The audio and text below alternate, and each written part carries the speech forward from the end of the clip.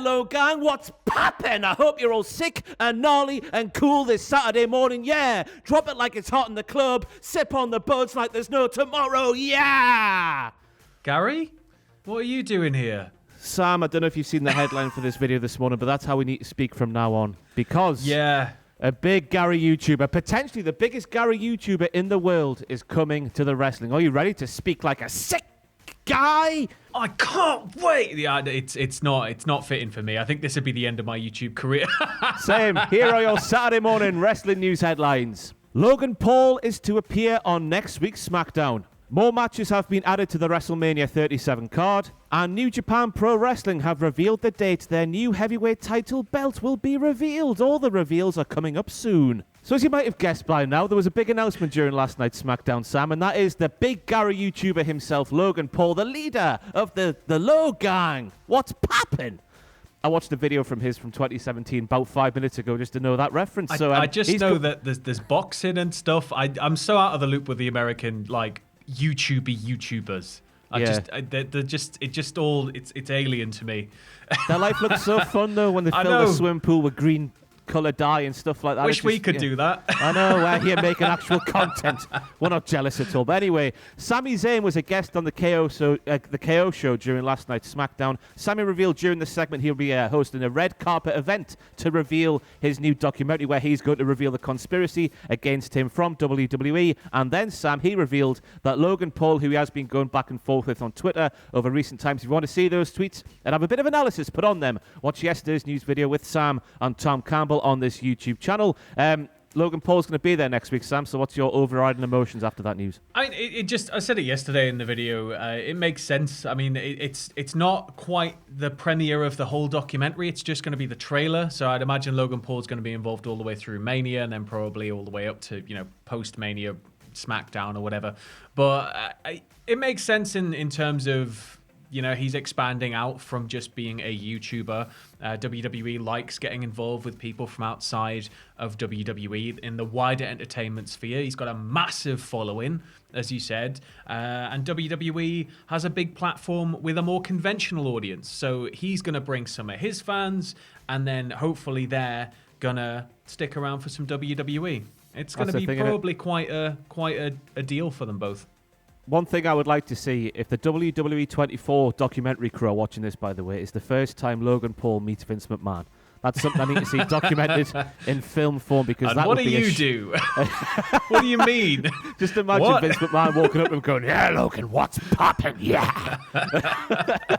But as we say, we're sat here a couple of in our late 20s. We don't watch the proper YouTube, so we're sitting here going, what's this happening for? As this really popular guy comes in to make wrestling more popular in turn. So the moral of this story is that me and Sam are a pair of arseholes, basically. So we're just grumpy old men. Yeah, we are shouting at all the clouds now. Logan Paul coming in, fantastic business potentially for WWE. Lots of new fans potentially coming in for WrestleMania season, at least. Hopefully they stick around after WrestleMania season and forevermore, because it's going to be good for the business. And plus, for us, I was reading up on him, but I was reading up on him yesterday, and I'd completely forgot the fact that he is an accomplished amateur wrestler. So there is some background there, and maybe I'm not really. I said it yesterday in the video. I'm not really sure whether I want the worlds of YouTube and WWE to mesh completely as much as that. But, we could end up maybe seeing a couple of matches out of him, and it might be more than just a Mania appearance.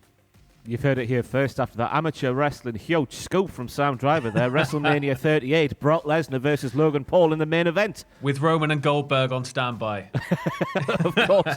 So on top of that, Sam, we have 3 new matches added to the WrestleMania 37 card. We're now going to play a game where I will say the match and you will say how it came about, because it all came about during last night's SmackDown, a show that you have seen and a show that I haven't seen. So just first seen, of all, yes, and I'm quite sleepy, so hopefully I can get this on the go. So let's play this new game. Here it is. Kevin Owens and Sami Zayn will be facing off at WrestleMania. Sam, how did that one come about? So Sami Zayn's been going off his nut about this conspiracy against him ever since he was stripped of the IC title when he was injured. Now he's come back. He feels the company is, trying to put him down, and they're putting the thumb on him, and they're like, we don't want Sami Zayn. He feels like there's a conspiracy against him. He's been getting crazier and crazier, and Owens has started being like, you know what? Like, really, you are sort of my friend. We go back a long time. This isn't like you. I don't like what's happening to you. Last week it culminated with Owens telling him, man, you've got to really sort this out. Sami exploded. Then they did the KO show this week, and he was like, I need an answer out of Sami. And Sami comes out. He's like, yes, my answer. I know you're going to ask if I'm sorry. I am sorry. And he's like, no, that's not the answer. And he's like, oh, you want to know if you can still be in the documentary? And he's like, yeah, of course you can still be in the documentary. He's like, no, it's not the answer. And Sami is just getting angrier and angrier and more flustered. And Owens turns into like an angry man in a toy shop. He just screams him, screams in his face, and he just demands the Mania match. Sami has no other choice but to accept, and then Owens beats him up anyway. So that should be a fun match. We know they're both capable of something good, so... Yeah, it's happened really quickly, hasn't it? That turnaround of events involving Sami Zayn and Kevin Owens. So yeah, no doubt that one of those two men will be flying off the ship inside Raymond James Stadium. Next up, we have Cesaro versus Rollins. So this one, Rollins came back a few weeks ago, maybe a month or so ago. Everybody came out to sort of welcome him back because he'd asked everybody to be there. Slowly, as they realized he was still self-centered and horrible, they all left. But Cesaro, just being a nice bloke, sort of stuck around to the end just to hear everything he had to say, and then he left. Rollins took that as more insulting than everybody just leaving immediately and singled him out. Then we had Nakamura getting involved to try and, stick it to Rollins after Rollins was being just a little bit horrible to Cesaro, because obviously they were tag partners and they got a little bit of that going on. This week, again, we had a rematch from Fastlane, which was Nakamura-Rollins. Rollins... It all sort of broke down, but Rollins won and continued the attack after the match. Cesaro came out to save the day in a fetching shirt. Just came down all business. And backstage, Rollins is doing his nut about it, and he's like, this is ridiculous, and then challenges Cesaro to the match. Cesaro's not there, but he pops up, swings him like God knows how many times, throws him off onto the concrete floor, and he's like, I accept. So come on. There's been people going, is Nakamura sort of being thrown under the bus a little bit here? I don't think he is. He's just returned to the realm of singles wrestling, and it makes sense with his background with Cesaro that, maybe he's got to eat a couple of losses here, but he is eating losses to Rollins. It's not like he's eating losses to... somebody halfway down the card. So it's going to move on to something new, I'd imagine, for Shinsuke after this. But this match between Cesaro and Rollins should be a barn burner, really. And Nakamura is being used prominently on SmackDown, which for the longest time wasn't happening. Yeah, so at least it's happening now. Yeah, so we'll take what we can and run with it. So yeah, that's going to be a show steal at WrestleMania, obviously, because it's Cesaro and it's Seth Rollins. And then finally, in terms of new matches at WrestleMania 37, we have a Fastlane rematch between Big E and Apollo Crews, where I would presume, Sam, that Apollo Crews is going to win this one, surely.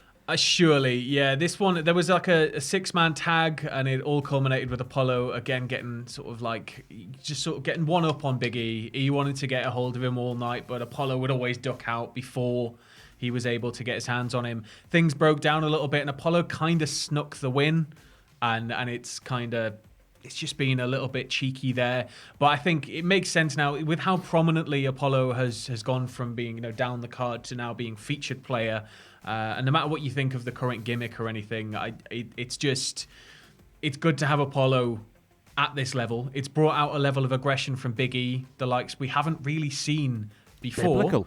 And the performance, everything about it with Big E has been great. So when these two finally get that chance, hopefully they'll be able to make up for, well, not make up for it, but kind of add to and wash away the poor taste in the mouth after Fastlane. It did end abruptly on Sunday, didn't it? It was a bit weird how all that went down. So we're obviously building to something bigger from Apollo. Because I think it was the 6th IC title shot he's lost in a row for Apollo Crews. So you can't lose one more and still be taken as a credible threat. Well, this is it, yeah. They really need to give him something, so... Any more headlines from SmackDown last night you need to cover? Other than that, it was just one of those nights where there was a lot of setup for Mania. There was one or two other bits and bobs here and there. Like there was a match between Bianca Belair and Natalya, but it all kind of culminated with Sasha getting involved and just standard fare. It's just your average Fallout show in the build to Mania, really. But it's still well worth checking out. It wasn't by any means a bad show. It was just not quite to the level of momentum we've had from SmackDown recently. And then last but certainly not least, Sam, we have news of I guess it's a new match, but also it's an old match with just another person added into it. It's the news we all expected coming out of Fastlane, and after watching the last few weeks of SmackDown, it's the right thing they should have done. Yeah. Daniel Bryan is in the Universal title match against the champion Roman Reigns and against Edge. Your thoughts on that one? It should be a standout match. It should be great. I mean, all three people involved are able to deliver, and I think the triple threat aspect heightens the drama, and it adds a certain amount of risk for Roman because now Roman can lose the belt via third party. So that's really what's important here. Like throughout SmackDown, Roman was kind of trying to deal with the problem and deal with the problem and deal with the problem. But Pierce eventually reached the decision, and then we closed out the show with that. So it was just like, it's going to be a triple threat. There's your main event. Hey, I'm more interested in Daniel Bryan versus Roman Reigns than I am Edge versus Roman Reigns. So this is a welcome call for me. I'm just looking at it thinking that Edge maybe is going to win this one and maybe Bryan's in there to take the pinfall. That'll get a bad reaction, I think, from the live crowd in the arena, but I can see why they would do it that way with Roman obviously being so menacing and strong and dominant for a long time. The one thing as well was that Edge laid Bryan out with a chair, and he went to he put a chair under his head and then went and grabbed another chair to just smash his skull in with it. So it's kind of Edge's he walked away smirking as well. So it's almost like a little Healy element to Edge coming through here. But whether they double down on that, we never know. Yep. So later today, Sam will be back popping with the graded from last night's SmackDown, and I'll be hip hopping with all the WTF moments from last night's SmackDown. But before we go away, we could have a boxing match real quick as well. Just go on. There we go. That's it. That's the end of the boxing match. And finally, before we go away today, we have news of when New Japan Pro Wrestling are going to reveal their brand new IWGP World Heavyweight title belt. Drum roll, please, Sam. The new belt will be revealed at Korakuen Hall in Tokyo, Japan, next Tuesday, March the 30th, during the Road to Sakura Genesis event. Then, after that, the new title will be defended for the first time on April the 4th at Sumo Hall in Tokyo at the Sakura Genesis 2021 show as the champion Kota Ibushi defends against Will Ospreay. Sam, can you tell us how New Japan Pro Wrestling, please don't hurt us, New Japan, for saying your name, have become a bit Spice Girls and making To Become One? It's been a bit of a point of contention. So we have the IWGP, the heavyweight title, the big, lovely, ornate, almost antique-looking belt. My favorite belt in all of wrestling. It's just beautiful to look at. We had the Intercontinental title, and they've been merged by Ibushi. And then, strangely, they ended the lineage. They ended the belt. Very strange. And then they're starting fresh with a new belt. And there's rumors that it's got something to do with the design of the belt being part owned by the actual designer. And there's sort of restrictions on what can and can't be done with the belt. But that's been sort of talked about for a while, ever since the Intercontinental belt needed to be replaced quite some time ago. And there's just been all sorts of stuff going on. Every now and then, though, you do have to shake up the belts, and as hard as it's going to be to see this one go, because it's legitimately one of the most beautiful wrestling belts I've ever seen in my entire life, I'm sure they've got something nice planned. I hope they don't go back down to the half belt thing they had for a while. The half belt IWGP one was not my jam, but I just hope it's bigger, mate. Just make it bigger and more flamboyant. Why the hell not? Because the deck is certainly stacked up against them there. Because I agree with you, that title belt is was one of the most beautiful ones in the world ever. Yeah, it's a shame to see the lineage go. That's a very strange. It is. Pull. It's hugely important, and it led to a bit of backlash. And I don't know if they'll eventually fold it back in, or if it's all part of an angle. It could all be, eventually tied up neatly in a storyline bow. But we're just gonna have to see where it goes, or we can just like it or lump it, and we'll just roll on and build a new lineage. We will, Sam. But as I get back towards the microphone, that's the end for the news video today. Smash the like button and the subscribe button. Ring the bell. Ring the bell for the notifications, dude. Yeah. Logan Paul come to the wrestling. Me and Sam will now head to our retirement home to see out the rest of our Saturday. So old. I know. We'll see you next time on the YouTube. Bye.